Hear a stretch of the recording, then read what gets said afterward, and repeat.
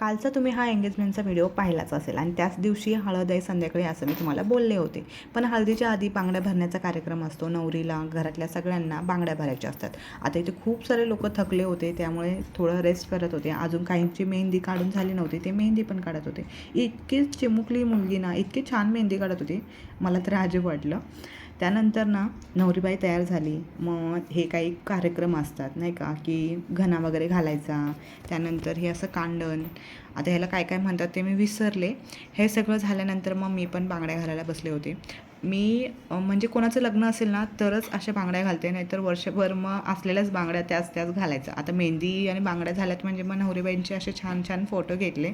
नंतर नवरीबाईची ओटी भरली आणि मग हळदीला सुरुवात. आता ही सगळी आमची कांगिनकर फॅमिली होती. कसा वाटला व्हिडिओ तुम्हाला हा नक्की सांगा बरं का, कारण मी पहिल्यांदा माझ्या सासरकडच्या पूर्ण फॅमिलीला तुम्हाला दाखवलं होतं. त्यानंतर सगळे फोटो वगैरे झाल्यानंतर सगळ्यांना मेन पार्ट जो आवडतो हळदीतला तो म्हणजे नाचायचं. 1-2 फोटो काढले आणि नंतर मग रात्रभर 1 ते 2 वाजेपर्यंत डान्स चालला होता. आता मी सांगण्यापेक्षा तुम्हीच बघा की किती एक्सायटेड होते सगळे.